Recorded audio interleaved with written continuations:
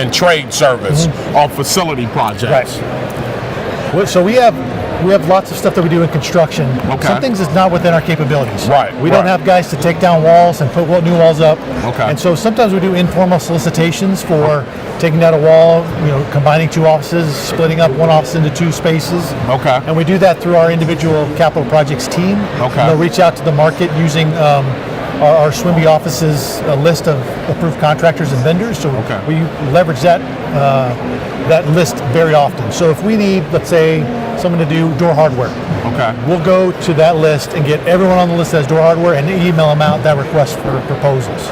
Okay. And so we really try to partner with them on finding that catchment base of people that we can reach out to. Yeah. Now you said you leverage that, quite often.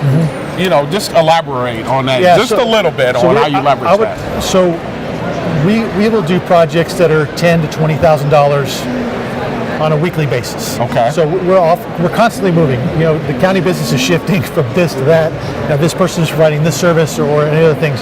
So what we try to do is we try to stay flexible. Okay. And rather than going through a formal solicitation process, it could take 70 to 90 days. Okay. If we have something that's under $50,000 that we can deliver, what we'll do is we'll try to get as many people that we know in the market Right. that's registered with our purchasing office and or SWIMBY office, reach out to them, get proposals from them, an informal solicitation, and then take those things for approval and then do them faster than we can in a typical manner. Right. You got to be on the list to reach out. That's though. right. So got to be I on would the say list. if you're not on the list with SWIMBY or you're not a registered vendor with purchasing, please do that. So that's the resource we use for that list. Right. Now, facilities management is a unique that construction for your department. Can you entail building new structures and renovating existing ones? Yeah, so our building inventory is a combination of a bunch of different things. Okay. We have a courthouse that was built in 1896. Right. That requires some kind of special attention when you do construction. 1896. Yes, sir. And then we have other things that we're just now building a new facility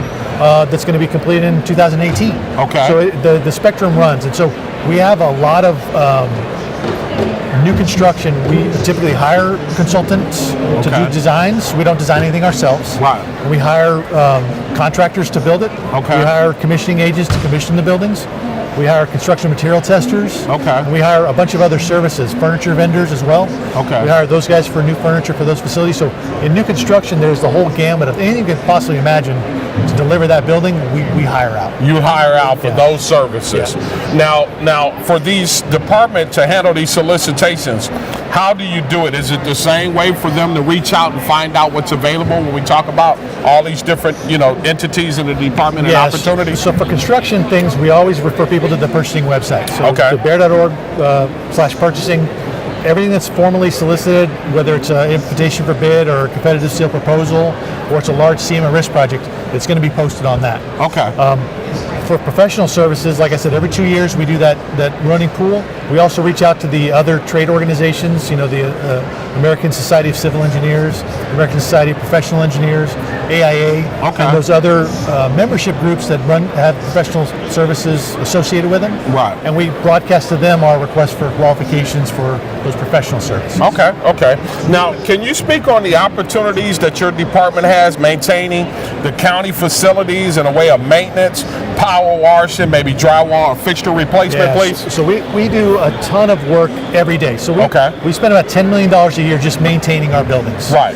And so that goes, like you said, from power washing to window washing to door repair, door hardware, closures. Anything that we can't handle ourselves, we need a vendor assistance with. Right. Plumbing, electricians are things that we outsource quite frequently. Right. Because we don't have the specialized equipment or expertise in-house to do those kind of things. Right. And so we use these lists and call those vendors. If you have services that you want to provide to us, tell us about yourselves. A lot of people are parts and supply houses that we may or may not know of. Right. We'd love to hear about them because we would love to see if those prices and parts and materials are a better value for the taxpayer than the existing ones. Right. And we have no issue with talking to anybody, listening to anybody's pitch, so to speak, or understanding what they provide, and then adding it to our quiver of people. So the more times we can go out and more resources we have, the faster we can do our jobs. Now, Dan, where does the facilities management publish these current solicitations for goods and services, and construction as well? So everything we do right now, that's a formal solicitation is going to be on our purchasing website. Okay. So bear.org/purchasing. The stuff that we do informally, right now we're working on a module in our website to actually post those things. Okay. So we can actually publish those. We have a list in the booth here today Okay. of all the upcoming solicitations for the next 6 to 9 months. Okay. And so we'll publish that today on our website so people can pull that thing down and see those things. But most of the, like I said, the smaller informal stuff, we're working on a kind of a widget, so to speak, on our website where we can actually publish those things. Okay. And get that out to the community. Okay, great.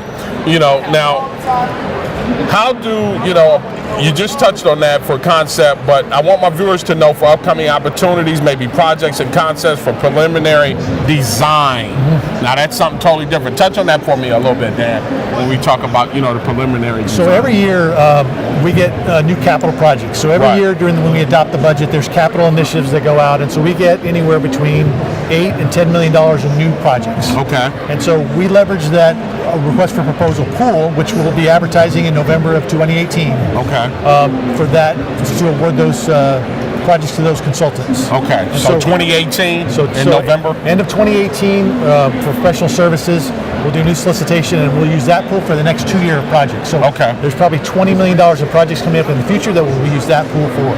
Okay. So we have an existing pool that will kind of expire, so to speak, at the end of this year, and then we'll restart with the next. Yeah, and let's stay on that subject right there because we're talking about the invitation for bids. Yeah.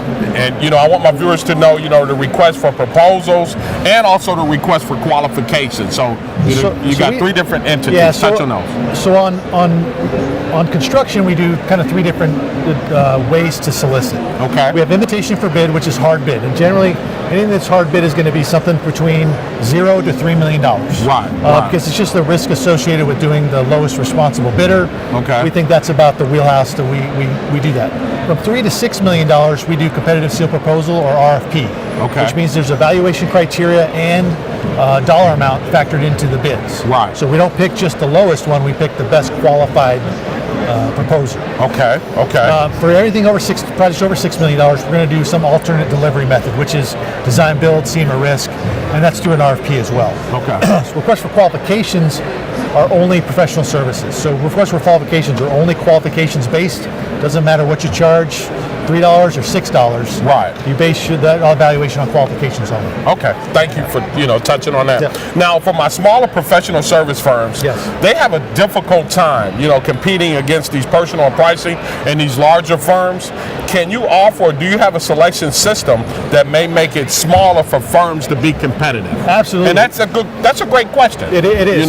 So what I would tell you is that in the state of Texas, professional services are supposed to be evaluated and awarded based on competence and Okay. expertise. Right. It has nothing to do with price. Okay. Whether one consultant wants to charge me $100 an hour and one wants to charge me $200 an hour, I need to pick the one that is the best qualified for that particular job. Okay. So what we do is when we have that pool of respondents in our RFQ, we look at the people that has similar project experience. Right. Maybe a prime lead in that, or a project manager in that firm that has specific experience with that particular building type. Okay. Or maybe experience with an entity that's in that area, or maybe a master plan that's in there. And we just want to pick it by expertise. And then we go into the part where we ask them for a proposal for their services. Right. And to date, we've never rejected anyone's proposal for being too high or too low. Right. So Okay. I want to make sure that the people out there understand that we award based on qualifications, Okay. not price for professional services. Right. So, Qualifications. Qualifications, yes. Okay.